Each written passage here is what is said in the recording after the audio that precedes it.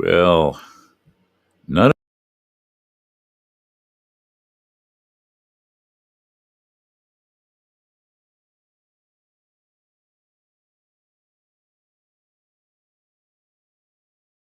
disaster here. There we go. I couldn't push the right button to save my life today. Good morning. How are you today? I'm Michael Gantt, and this is Live Mike here on the Avenue in West Brattleboro, Vermont, where it's about 25 degrees. It was about 21 when I got up. It's going to climb up to about 38 degrees today. I hope it's going to be a nice day where you are. We're having some mostly sunny weather and chilly temperatures here in southern Vermont. I am so glad to be here with you today. I've got a special guest who's going to be joining us in just a moment. But before that guest joins us, I want to make a couple of announcements about some upcoming program, one of which I am very excited about, and that is the launching of our new live stream that's going to be called Night Mike, and that's going to be streaming on Thursday evenings at 9 p.m. And our first stream, our first program is going to be this coming Thursday at 9 o'clock, Thursday evening, 9 o'clock. And my featured guest is going to be a young man that I've known since he was a little boy. Now he's becoming a very successful author. And he is writing a series of books for young people ages 9 and up, adventure books. They look very, very exciting, called the Allegiant series. And I wanted Jonathan Jaley from down in the Cape Cod, Plymouth, Massachusetts area to come on and share about his books, his passion for writing. And he is a man of faith. And he writes from that platform of faith, but he's writing some very exciting adventure stories. And I wanted you to be able to meet Jonathan Jaley. So that's this coming Thursday night at 9 o'clock, February 8th. And then the following week on February 15th, I'm going to be having my good friend Phil Felton, who is the bass singer and director or manager for the Dove Award nominee group, the Envoys Gospel Quartet out of Charlotte, North Carolina. And my good friend, I've known the Envoys and Phil for almost a lifetime. I've been on the stage with them. I've sung with them. I've sponsored them in concerts. And every time I go to Charlotte, I have dinner with Phil Felton at the Cracker Barrel or someplace like that, and we have a great time. But Phil Felton's going to be with us on the 15th on Thursday night at 9 p.m. And then one more on the 20th of February on Live Mike. That's our Tuesday morning program. I'm going to be interviewing Jean Marie Davis, who is the executive director at Branches Pregnancy Resource Center, and a young woman who has found herself at the epicenter of the pro-life movement. Jean spent more than 20 years of her life being trafficked as a prostitute. She was a drug addict. Her life was threatened.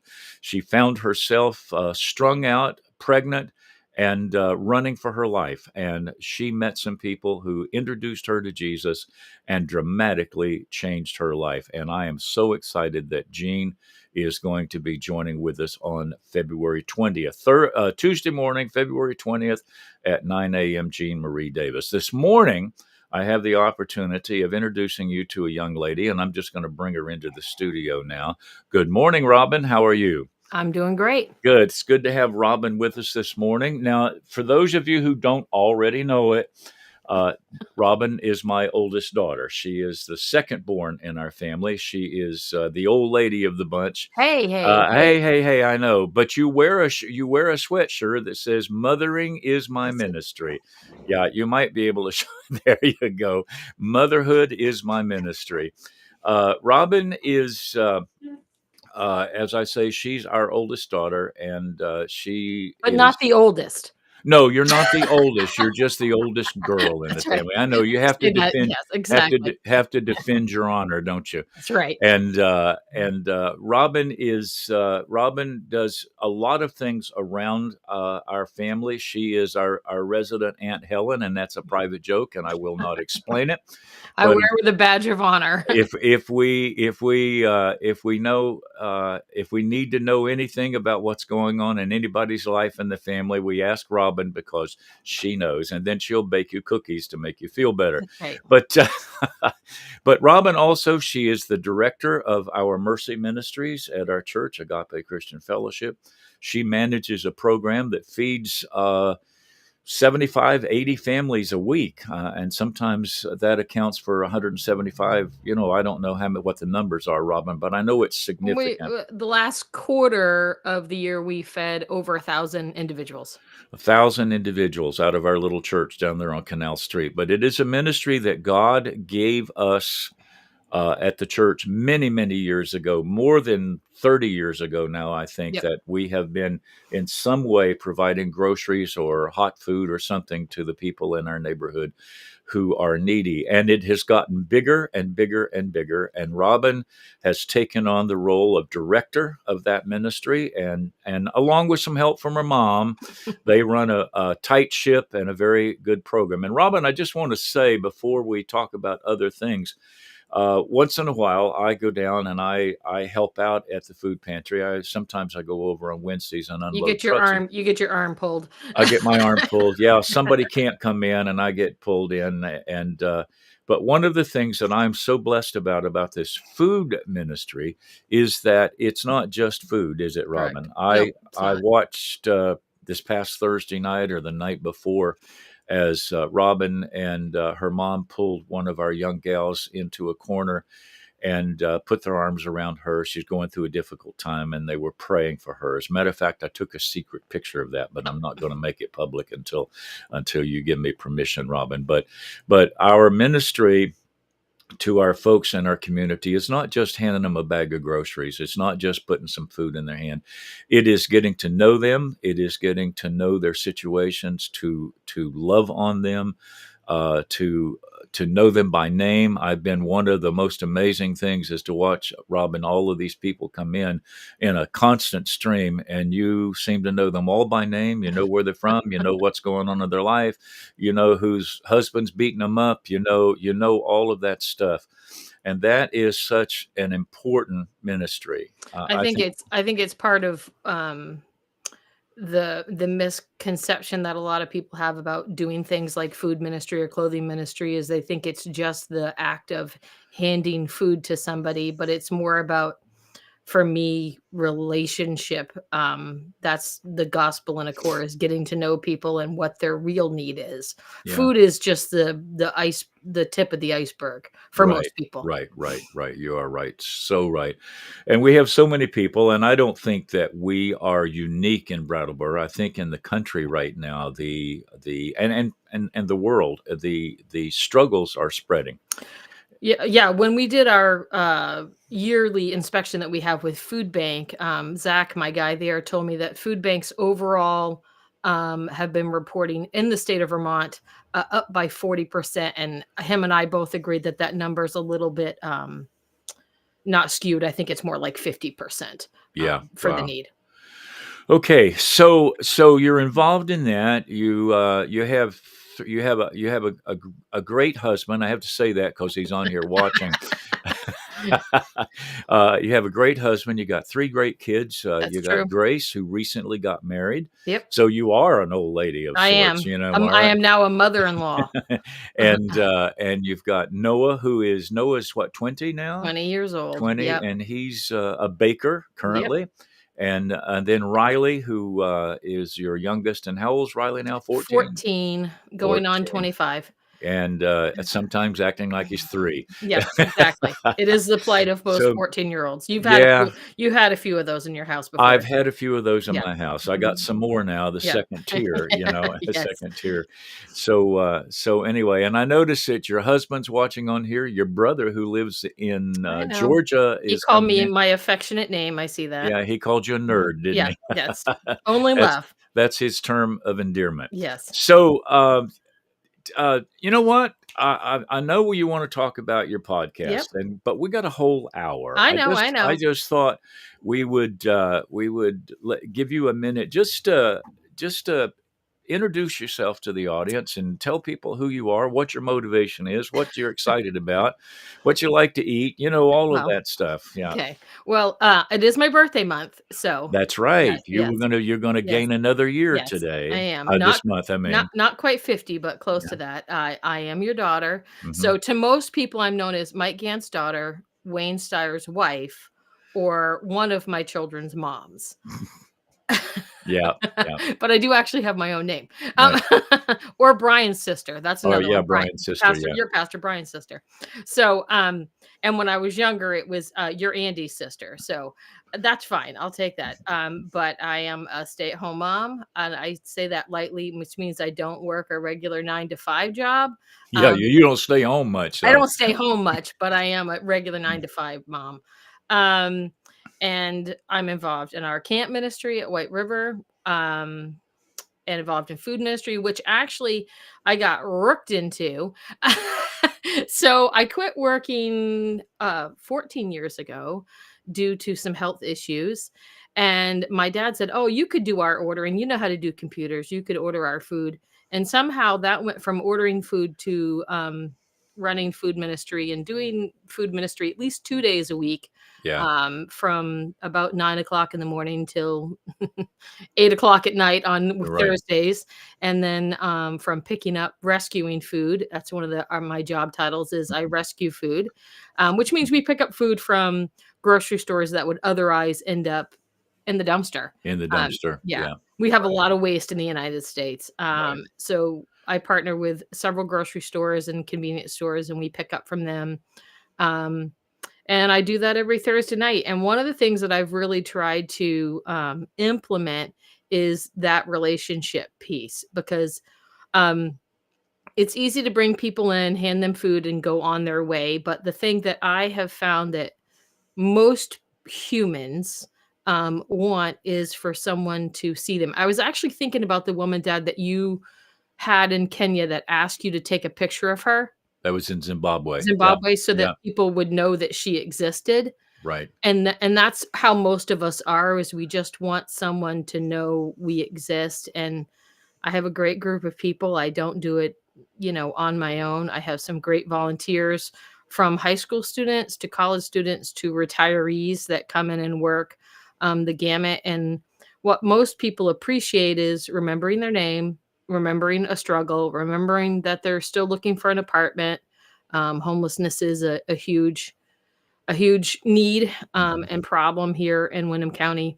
And just an interesting fact, we were talking about the need. 85% of people that live in Vermont live at or below the poverty level. What was that number again? 85% of 85%. It's of amazing. Vermonters live at or below the poverty level. So to understand why we have so many people living in hotels or bridges or couch surfing is because they just can't make it. Right. Now there's drugs and alcohol that are a part of that, addiction in general, domestic violence, all the issues of life. But those are just a symptom of the Right. problem. And I heard this recently, which I thought was an interesting quote. It said, most of the time, we as a church are concerned with the loud sin, the thing that everybody can see, whether that's addiction or Mhm. homosexuality or violence, but it's really about what's going on in the heart rather than the symptom of what's Mhm. happening in the heart. So that's my goal, is to get to the heart of it. And I recently got outed on Facebook for being a Christian, which I thought was really funny. This woman was irate that I had openly talked about my faith, and my friend who is not a believer, but is a woman that I met and became friends with because of our food pantry. She laughed and she said, "I kind of thought you were already out," and I was like, "Yeah, I think I am. I'm not a closeted Yeah, Christian." right. You're not a Um, closet person at all. I'm not a No. closet Christian, and that's one thing I think that people, it's kinda unpopular. Most people think they don't want people to be out there with their faith, but I find it generally that people do want that.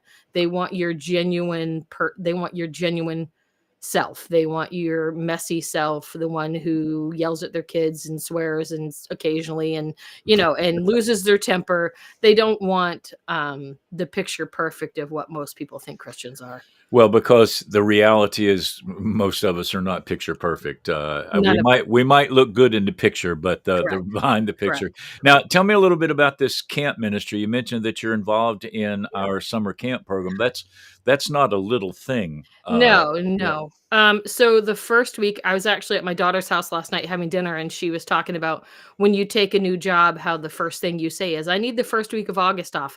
Um, so when I was in a stroller the first time I went to White River, I believe mom can correct me. I think I was just shy of 2. So I've been involved in White River, which is a family camp up in Right. White River, actually Wilder, Vermont, Right. just up off of exit 12 on 91. So just about an hour or Mhm. 45 minutes, depending on who's driving. um, but I've been involved in that camp my whole life. But almost 28 years ago, believe it or not. Get I'm out. telling you Has how it been old I that am. long? Wow. Yes. 28 years ago, my husband and I, Wayne, were engaged. And my dad, see the pattern, don't let Michael Gantt talk you in anything because it'll be a lot more complicated than what you You thought. let my secret out. That's right. I try to keep that so that nobody Yeah. knows. So he said, "You and Wayne should come up and just plan the games. Just do the games for the week, and it'll just be fun, just hanging out with a bunch of teenagers." So we thought, okay, we were engaged, starting to find our way in church ministry together, and we're already involved in our youth group here with Michael McCosker. And so we went up and we planned some water balloon games and took the kids swimming. And 28 years later, we've been running the youth program there that long and have had thousands of children come through Absolutely. thousands of Absolutely. children. So we go up every year and we plan a theme, and we have anything from superheroes to pirates to, uh, Yeah. yeah, I see Kim there, Elmore. It all starts with fun and games. That's correct. Until you get rooked into something, but it is the Mhm. greatest joy. And if anybody that knows me, camp has not ended yet, and I'm talking about next year. Right. So But it, Robin, one of the things I want to mention, you have the same kind of relationship with your campers that you do with your clients at the food pantry. You're really not a different person in one of those ministries. You're the same person. One of the things, even and just by way of disclosure, I ran the youth program before I turned it over to yeah, Robin, so he knew and, what he was getting me into. so so uh, so. one of the things that is built into our youth program at White River is the relationship aspect. It is to build relationships, and I know that you choose your counselors based on people who can build strong relationships. And actually, most of our counselors came out of people that we built relationships with, and And then we talked them into it. right. And a lot of them actually came up through the camping Correct, program correct. as campers. Yes, And then as did you, yes, correct. and I think that that is so important. One of the things that you do, as well as anybody that I've ever known in my life, is you really build relationships. You start right away. I don't think you've ever in your life met a stranger. I've known you most of your life. I've known you your whole life. My And friend Lisa Vos would say, "Strangers are just friends you haven't met yet." yeah, you I don't think you've ever met a stranger in your life. And I think that's what one of the things I've that met some draw strange people. well, you're related to some strange That's people. right. I Yeah, see one of your other brothers, Tim, is in yeah, here this yeah. morning too. So Mhm.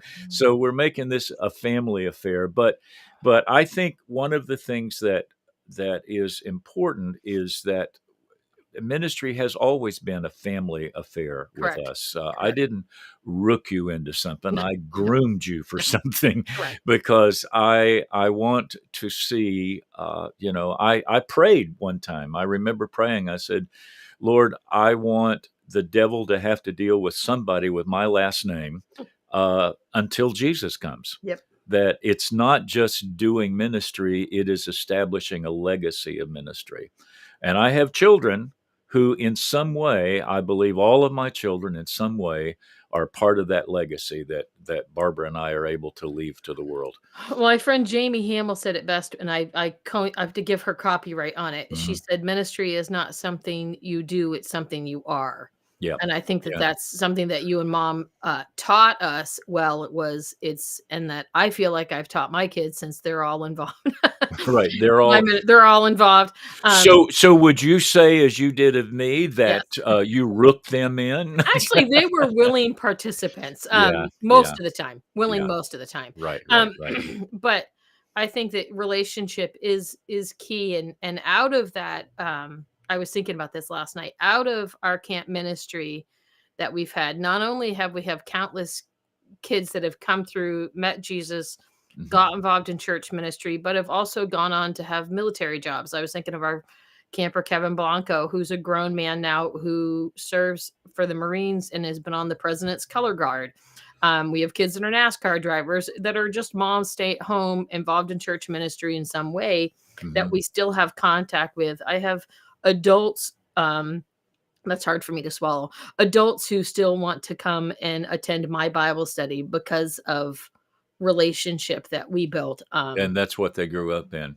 And when I teach the adult Bible study at camp, I'm always insulted when people want to go to yours more than me. It's in deep competition. I just say, choose your favorites. We can Yeah, afford yeah. both of them, so you can pick. Okay, Uh, now I wanna pause for a minute here.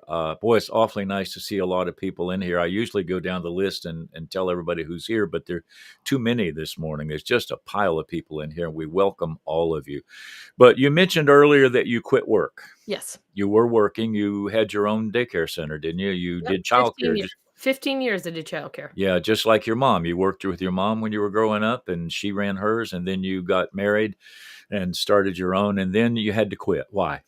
After the birth of, well, actually, say when I got pregnant with my son Riley, who is 14, it was a really hard pregnancy. I was on bed rest for a total of 12 weeks at two different times during that pregnancy, which was a joy. I spent a lot of time on your couch, um, sitting.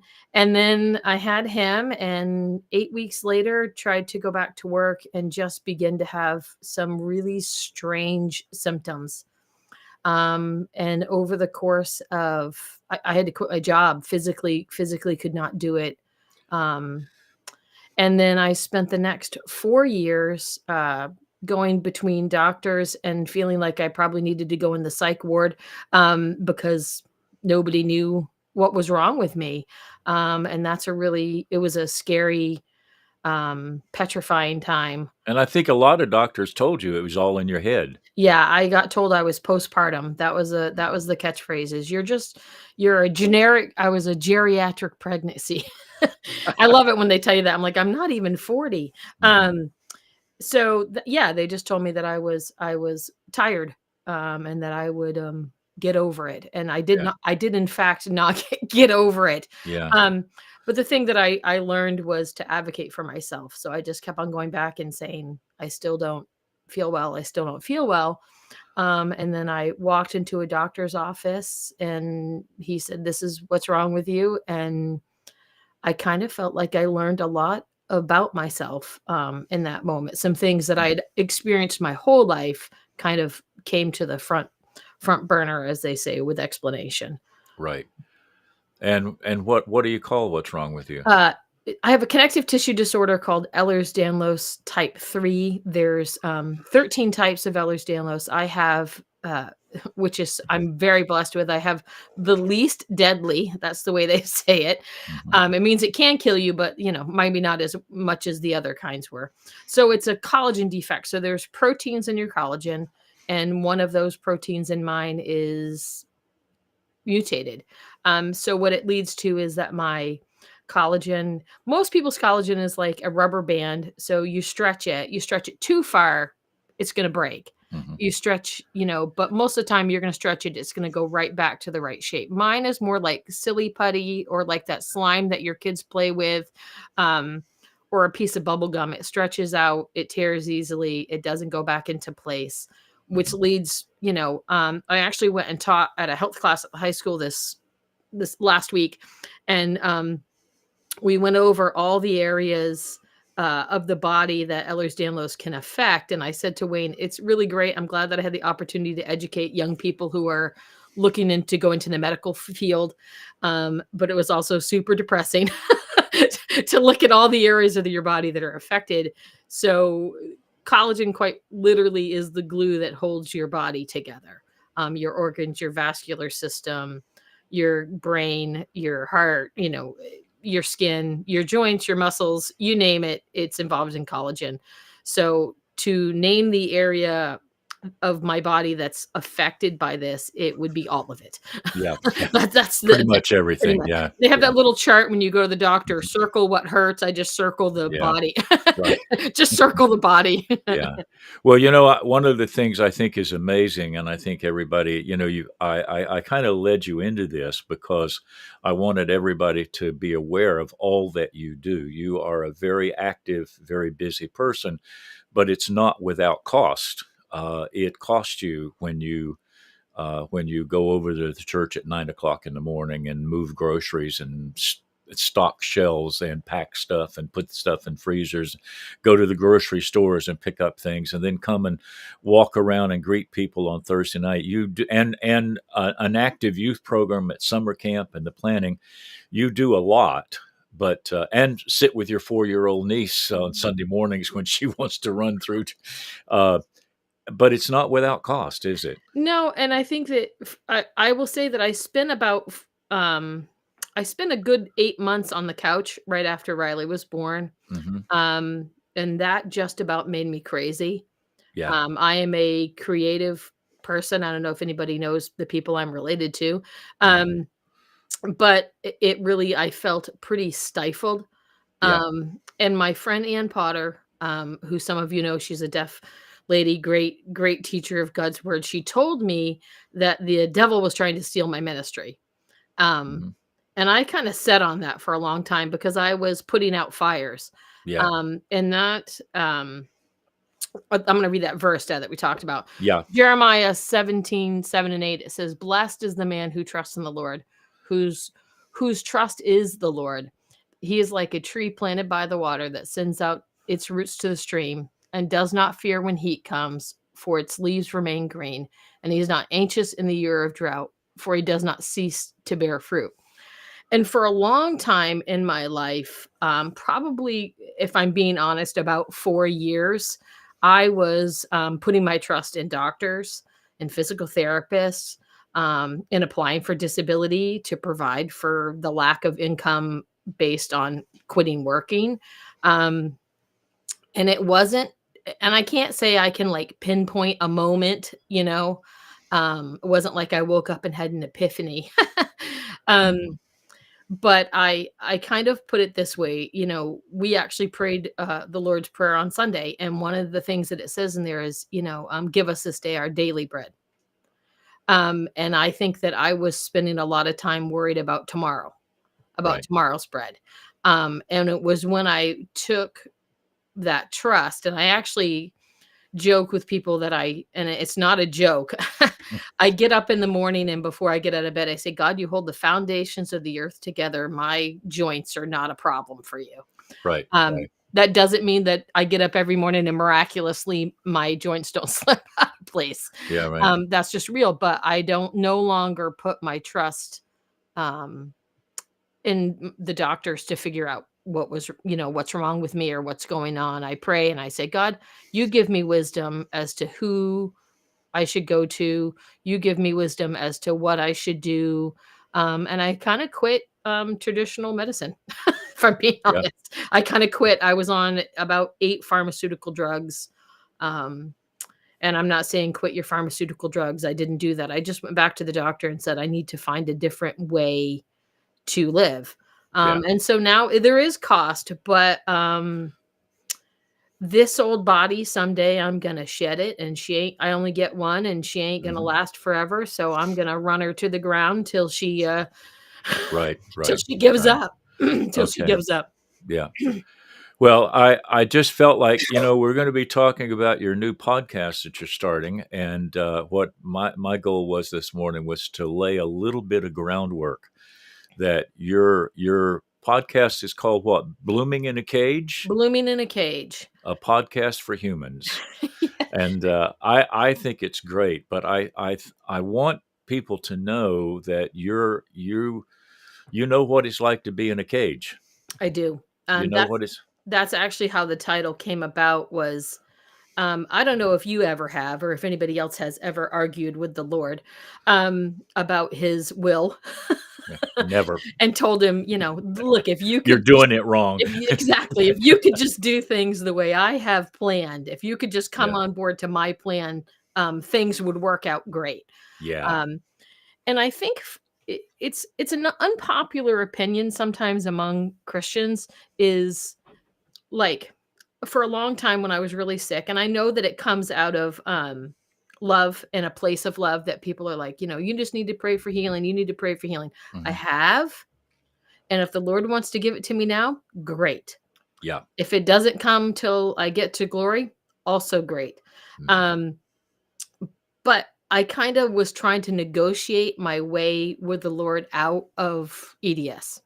Yeah. I Right. was like, Right. if you could just take this away. And what I found was that what the Lord told me was that He knit me together in my mother's womb. And one of the things about EDS is it's genetic, Right. Right. which means that there was a purpose for it. Yeah. Yeah. And that's kind of an unpopular opinion, that there was a Mhm. purpose for this pain that I was enduring. And so for a long time, I wasn't having fruit in my life. I Right. wasn't involved in church ministry. I had kind of laid those things aside and been like, well, that was a nice season. Yeah. Guess that's not the season I'm in now. And then I very much felt like I was in a cage, Yeah. that I couldn't get out of, and I was trapped. And there's a great phrase that says, rather than thinking you're buried, maybe you were planted. Right. Right. And I felt like that's what the Lord did to me. And part of that is that's why I referenced Jeremiah there, is because I was looking for a way to get out of the cage because I was sure there was no fruit that could be produced here. Yeah. Yeah. While you're talking, Robin, I'm thinking of that scripture where Paul had what the Bible calls a thorn in the flesh. And he begged and begged and begged God. He said, I sought the Lord 3 different times to remove that from me. And the Lord's answer was, my grace is sufficient for Right. you. Right. And I think a lot of times people, I'm doing a class, on Sunday nights, understanding the Old Testament. And I'm not teaching it book by book by book. I'm showing folks that the Bible is a story. Right. It's a book of stories. And we have stories in there about Abraham and Isaac and David and Solomon and Samson and Gideon and all of those guys. But when we back off and take a look at the whole picture, we realize that the story of our life is woven in with all the other stories, and it makes up God's story. And those who serve God, and I mean seriously dive into the work of the ministry, they almost always do that from a position of weakness. Our weaknesses may be different. I had a lousy childhood. I Right. came Right. up out of a really pretty sorry background, as a child, and yet I that has impacted my ministry in ways that I could have never known if I had this perfect life. Right. And sometimes we try to, and you've already said it very eloquently, we try to portray this perfect life, and so people see us as, and they despair because, hey, they see me every Sunday morning. I got a suit and tie on, and I'm speaking very eloquently. And they don't see the brokenness. They don't see Right. the nights laying in bed weeping. They don't see the horror that I have sometimes at my own attitudes or behaviors. And God allows, that's the people that God chooses. Well, I heard this phrase recently, and I laugh because those that know me really well, it was about dog poop. But I thought it You was you just don't leave anything alone, do you? You no. just go right So after this it. is No. great though. You're gonna No. love this. This woman said, her children had been begging for a dog, and she decided to let her kids get a dog. I relate to this. My kids wanted a dog, and And now you take care of now it. I Yeah. have a dog. Yeah, right. So she said, I figured I'd just let him go out and do his business in the backyard. I heard dog poop's great, it's fertilizer, right? Fertilizer. Mhm. She said the only problem is she found out very quickly that good fertile soil has a lot of crap in it, and it takes the time to Yeah, break down yeah, the crap yeah. so that fruit can be produced out of good soil. And I thought that was really poignant because that was for my life. And I think the thing that I've learned the most is that I would have never put my trust. I mean, I'm a pastor's kid. I was raised in the church. I know God's word. I was active in church ministry, but the intimacy in my relationship with the Lord that grew during times that I couldn't get out of bed, I never would have Right, had I right, not had times that I couldn't have got out of bed. right, right. God uses all of those things. All right, now, having said all of that, you are going to be launching a new video I podcast, am. tomorrow night? Yes. Yeah, tomorrow 9 night PM. at 9 p.m. Tell us about it. What are you wanting to do? Why should people watch it? And why should people, and all of you people who are on here right now, you need to share this information so that we build Robin's audience up quickly, because she's got a lot to say. So tell us about it, So Robin. I think that verse that I read, blessed is the man who trusts in the Lord is, I think that the conditions in that verse where it talks about where drought and famine and that it isn't anxious because it never ceases to bear fruit. Right, And I right. think that the reason why I titled it a podcast for humans is because humans deal with stuff. Isn't that amazing? They do, don't they? Life happens, and it happens a lot, and it happens without notice. When I gave birth to my beautiful boy Riley, and Smiley Riley as we called him, and I looked down at him, I never would have thought 8 weeks later that I was going to end up being uh, thrown into the throes of several years of literal hell. Yeah. Um and I think that what purged me is, and I was thinking about this. So I love to cook. I love to cook. I love to feed people. The reason I love this sweatshirt, my friend Joe Housey told me that I had a mama anointing, and I wore that like a badge of honor. Right. I love to feed people. But part of the reason I'm starting this podcast is personal. So don't get offended. I hope you come Mhm. watch it. But when I have somebody over for dinner, I'm going to find out, are they low carb? Are they diabetic? Do they not like, are they allergic to shellfish? I'm going to make this beautiful meal that will feed them. But if I am home alone, I'm going to eat like a rabid raccoon in the refrigerator, eat 3 pieces of cheese while I'm looking for something to eat, and probably just end up eating a bowl of cereal. So, what I found in my own life is if I am preparing something to serve for other people, no shock to my dad, I'm a terrible student. Um, I prepare better meals for Yeah. myself. Oh, actually, now let me just correct you there. You're not a terrible student. You just learn differently than a lot of people. Most people don't hide their math books under their bed and say, I lost them and I can't do my math. I have, Robin was homeschooled, as were all of our children.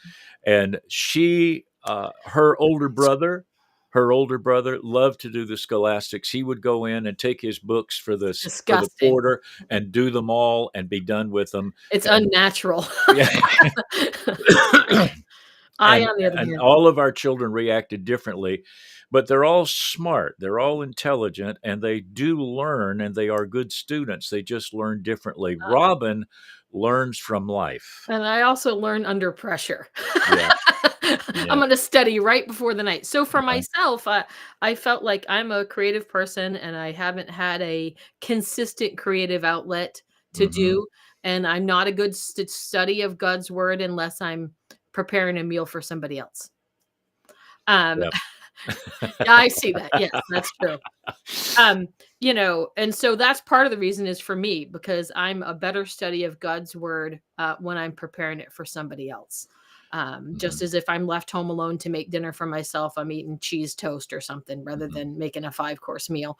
But mhm. the other thing is that I think that what I hear a lot in the what's available out there is people who are just teaching you something that's gonna better your life. And there's a lot of if you just come to Jesus, all your problems will be solved. Yeah. And that's just not real. You never heard that in my pulpit. No, no. And so I think I want a place where people can come and hear and talk about real life struggles, and that the only answer is to put our trust in the Lord. Because then it doesn't matter. And I don't know if anybody has noticed, but the world is not getting any cheerier and more sunshiny and birds chirping. Yeah, right. Um, and I think God wants his people to stop complaining about who's in the White House, the economy, and all those things. I was thinking back to when COVID hit. Wayne and I went to the grocery store. We were at Walmart one day, and it was just absolute chaos. People were petrified, Right. real fear. Um, and we went through the bread aisle, and there was not a loaf of sliced bread. And him and I, like complete morons, were laughing as we went through the grocery store. I'm sure people thought that we were just like, they've got it. They're losing Um, it.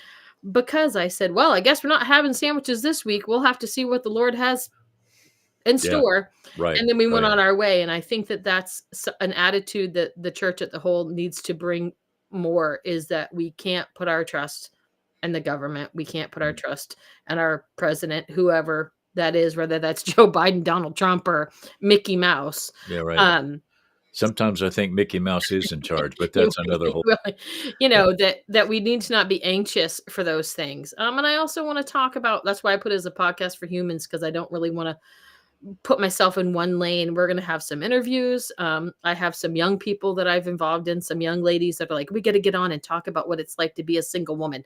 Okay, I'm not one, haven't been one for a long time, but sounds great. We're yeah, gonna talk about another woman who I'm trying. She's a mom. She's a stay-at-home mom. We're going to talk on. She has a really great ministry to talk about your dreams. Something that little known fact has been, in fact, a shared thing with specific between my mom and I, huh?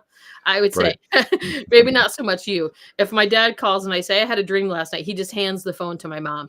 Um, Yeah, I'm not Daniel, I don't do dreams well. I can't even remember my dreams, let alone interpret them. Yeah. Mm, So that's something that I think is an unsung hero of the church, is to get back. And if we look at the end times, one of the things that it says about us old and young people, about dreams and visions. So that's it. The array of topics we're going to talk about is going to be mental health, another thing that is kind of pushed over. in the church. Have found, if you're depressed, why are you depressed? Don't you know who Jesus is? Yeah. Yeah, I do, as a matter Yeah, of fact, yeah, yeah. I do, as a matter of fact. And he also understood that. Um, so some topics like that might be, I don't know, taboo, I guess would be Mhm. not Yeah. taboo, but yeah, less popular. Let me put Yeah, that way. right, right, Less right, right. popular. So, so I know you when you start, as you said a little while ago, when camp is over, you start working on your Bible studies for the next year, start working on a theme, start thinking. I think you do take a day or two off, Well, but I don't talk about it for a day or 2. My yeah, husband would like me to not talk about it till for a month or two. No, When January it rain- actually is the rule, yeah. but I break But that. you said earlier, I'm not a good student. You're a constant student. I think you're always thinking because you always you'll call me, say, hey dad, I had this idea, I want to talk about it with you, and uh we go walking through some new idea you've got, and some of them scare me to death, because I can see where it looks like you're going, but Yeah, you usually work yourself through, because you do talk things out, and you do think things out, and you do look at things, and you're coming from a place of real brokenness. I remember those days right after you got sick. I remember the first night you called us, you were at the hospital and you thought you were choking to death. yep, And then it was a horrible, horrible time. And you fought your way through that. And the Lord fought with you, but I'm not he trying to did. make you sound like some kind No. of hero, but in one way you are one of my heroes, because you just didn't lay down and die. And I see so many people. I've been doing this ministry thing now for more than 50 years, and I've just seen so many people quit. I think I'm just stubborn.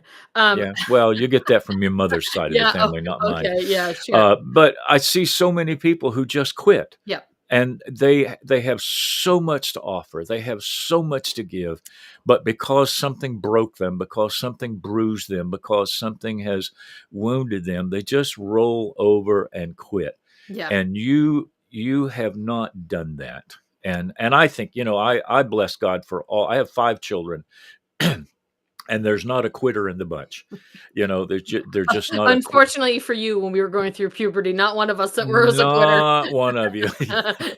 Sure. I still remember when I tried somehow to convince you, when you were out running around with your friend Linda on your bicycles and going back and forth to the pool, and I was, I'm a father, and I had my little girl out there on the streets, and I could not get you to drop a dime and call me and say, "Hey dad, I'm here, I'm there."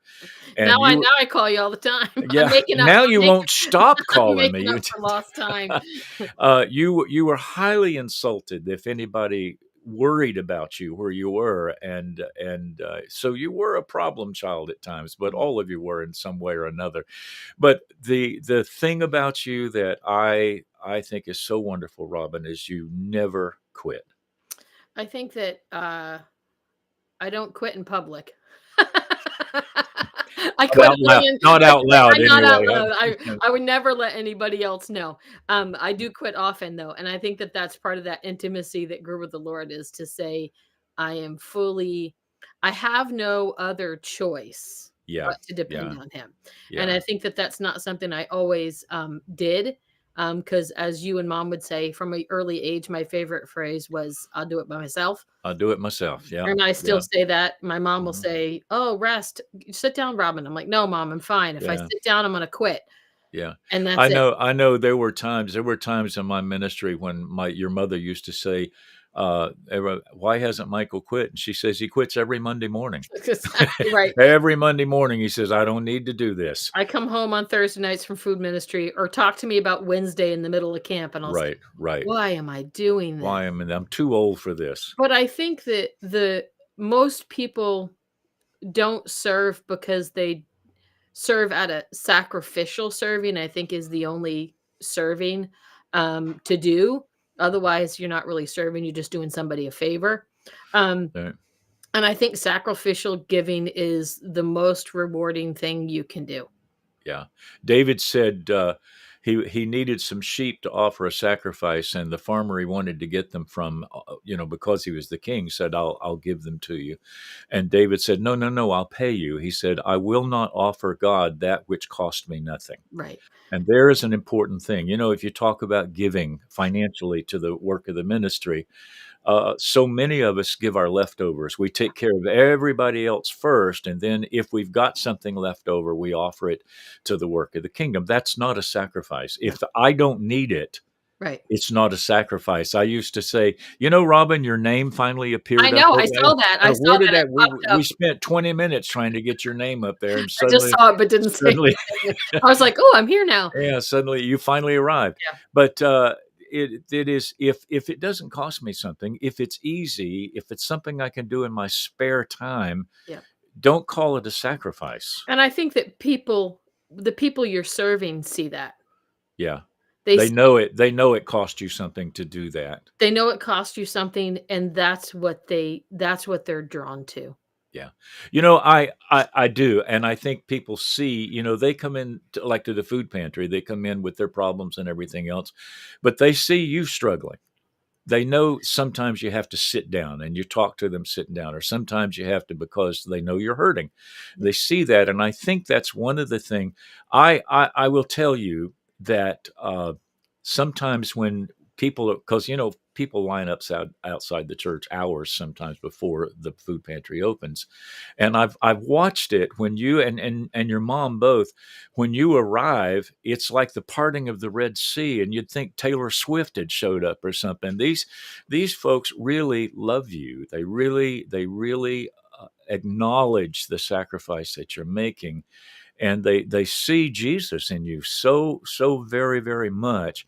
And one of the reasons obviously I wanted to help you get your podcast launch, but I really wanted people to meet you from more than just being my daughter, that you really have a ministry of your own. The same way with your brother, Brian. Brian is no longer my son. I'm his dad. I mean, oh, you're Brian's dad. Yeah. And that's the way it ought to be when we're leaving a legacy. I wanted people to see that you're not just my daughter. You have your own relationship with God. You have your own ministry, and you have your own motivations, and you are seen now not as my daughter. And I think that's really, really important. You have eclipsed that shadow, so to speak. I And, don't know. and I don't know. There's still some. oh yeah, And well, I try to disassociate. Who's like Peter? yeah, I I don't know know. who that is. I think I remember one time when you were testifying in Burlington over something with the Right to Life thing, Yep. and some reporter from Boston came up to you and said, "I know whose daughter you are," I and don't know what you're talking about. yeah, you said, "Dad, I can't go anywhere. I can't go anywhere." But you can now. You can now because of what God has done in you and what God is doing And through you. and I think that most of that came from being trapped in a cage. Yeah, yeah, And I think yeah. that the biggest lesson, I think, is that God will plant you somewhere, and He Mm, wants to teach you something. So stop struggling against what He wants to teach you. And I was thinking, like, yeah, even Brian, when he came into ministry and he laughed, he said, "I'm not going to be a pastor." yeah, right. Right, Andrew? Yeah, Um, um, yeah, no, yeah. not I me, not yeah, me. I know. I know my son in Georgia, who was never going to have anything to do with the ministry, is now a youth pastor in a church You in can run, but you cannot hide. yeah. Well, I think the greatest joy in your mom and our lives is to watch all of you grow into the people that you become, and not one without some struggle, not some Andrew. Well, that's just hurtful. I look at Tim and Heather and the struggles they've gone through over the past few years with Heather not being able to carry a child, and then they had that beautiful little boy a few weeks ago, and their lives just emerged out of this struggle, and it's a very wonderful thing to be able to showcase like we're doing this morning, and to say to people, I don't care what you're going through. I mean, I care that you're going through it, but it doesn't matter. God is going, if you will allow him and not become who. What is it? Someone said that every struggle makes you bitter or better. Yep. One time when I was in the thick of it, I had this Mhm. certain friend that kept on calling me back and saying, "Aren't you depressed? Aren't you depressed? Are you on antidepressants? Aren't you Yeah. depressed?" Hmm. And I finally said to her, "I get depressed, Yeah. but I am not depressed." Right. And she Right. said, "How?" I said, "Because I trust in the one who made heaven and earth." Yeah. Yeah. And this circumstances, and I think that that's the attitude that I'd like to bring, is that life is hard. Sometimes people die. Hmm. Sometimes you get really sick. Sometimes you lose your job. Sometimes you struggle with addiction. And all those things can happen to people who are working out their relationship with the Lord. Yeah. Yeah. And uh, I Mhm. think the other thing is too that can get you in an awful trap is that. Well, let me just ask you: Or a cage. Did you ever get mad at God over this? Oh, yeah, and that's where the cage came from. Yeah. 'Cause Yeah. I had a very angrily discussion with him, Hmm. about if he could just take care of this, that life would get better. Hmm. Um, and what I concluded was that, if I could just stop fighting Hmm. and stop and relinquish myself to his will, that's the moment I started to, produce fruit. That seed that he had planted Right. Right. begin to bloom. Yeah. And I thought I was buried, but I think that God was planting me in a place where Hmm. fruit could be produced like I had never Yeah. seen. It's amazing. I was thinking about all that you shared with us this morning, and I remember when Brian, your older brother, came to the leadership of the church and said, "I would like to apply for the position of youth pastor." And that's was his interview and everything else. But the board actually looked at him and said, we don't really need a youth pastor. We need somebody who's going to step in with your dad and work together with your dad and eventually replace him. Uh, he said, "That's not what I applied for. Nope, nope. That's not what I wanted to do." And yet, you look at your brother, and he's become an amazing teacher, an It amazing leader, and because he stepped in to what God was preparing for him, and he embraced it, and fought through the fears, and fought through everything else. And I think it's something.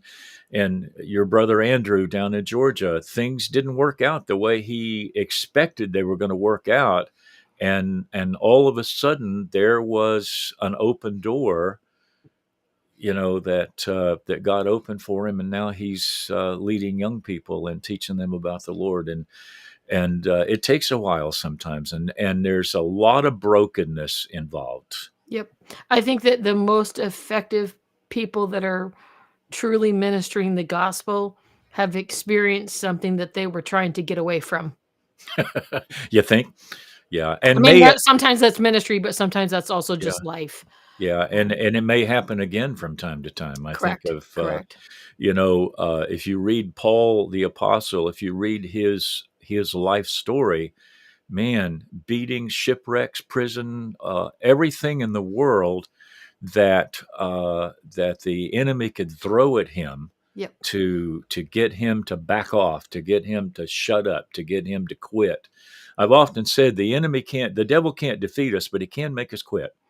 I like to say he distracts us, Well, he does. He throws and that's shiny things right. or ugly things Or into our lives. ugly things, and I think that Yeah. that's what I got kinda sick and tired, and my friend, I say that to Ann Potter, that she said the devil was trying to destroy my ministry, and I think Mm. that what he did was he distracted me, and I sat on the couch for a long time, and, Yeah. I can only I don't sit still well. Yeah. That's part of the problem in school. Yeah. Yeah. You don't. You I don't. don't sit still well. You don't Um, do that well at all. no. Well, we're going to start winding down here. I just want to take a minute and encourage you to do two things. One, check out Robin's podcast. It'll be tomorrow night, 9 o'clock. It's going to be Wednesday nights at 9 p.m. Some of you, like me, you like to be in bed by 9 p.m., but I wasn't, Robin. I was used to be a night owl up all night, but now, boy, 9:30, You boy, can my catch old me on body. the rewatch. Do what? You can catch catch me on the rewatch. Catch you on the rewatch. That's right. But tune in and check it out. And if you know somebody who needs to get involved in conversation about their cage that they happen to be in, or their backyard full of crap that they happen to be walking through, as Robin so eloquently and so spiritually puts it, that there are people who've been through stuff, and they've still got a smile on their face, and they've still got enthusiasm about life, and they're still expectant for what God is going to do. And so tune in. It'll be right on Facebook and YouTube, right, Robin? Correct. And I The, will. the No, go phrase ahead. the phrase that I wanted to say is that, you've heard the phrase that you're a human having, you're a spiritual being having a human experience. So even if you're not going through struggle, you're still somebody with a spirit that's navigating the world, which Yeah. that in itself can Mhm. be a bunch of crap. Yes, Susan asking if it's going to be recorded. So it'll be on YouTube. You can go there, you can head over to our Facebook page and just rewatch it. I think what you should do, Robin, is at some point, I do this from time to time, is just go on your Facebook page or wherever it is and post Yeah. your YouTube Link. moniker, whatever they call it, so that people can click on it, go to YouTube. Yep. It stays on Facebook for a while, but eventually it gets gobbled up in all of the feeds and everything, Correct. and you lose it. But it's on YouTube. I have a YouTube channel, and people can go there, and it's just a long list And of it's a things. great way to copy the link and share it with somebody if you want to Yeah, do and you an can email. share it. So I'll just mention as we go out, we're about a minute over, but that's all right. I'm in charge of the program. I'll stay on as long as I want to. And for some reason, I lost everything for a second. I'm Live Mic and Night Mic that's starting on Thursday night. We're now on a new platform called D Live TV. You might want to spread that around. I don't know how it's going to work. This is our first day of being on it, so it'll be interesting. I'm trying to spread out what we're trying to do as far as I can on as many platforms as I can. So I just wanted to mention that. Robin, thank you for being You're on this welcome. morning. Thank you for I'm having me, looking Daddy. forward. I'm gonna watch your podcast tomorrow night. I'm gonna make comments all over the place. He'll be laying in bed. I'm gonna tell you all the things you do wrong and how Okay. we can fix it. All right. I All love you, right. girl. All right. Love you too, folks. This is Live Mike. Thanks, guys, for joining. And we'll be back Thursday night, 9 o'clock.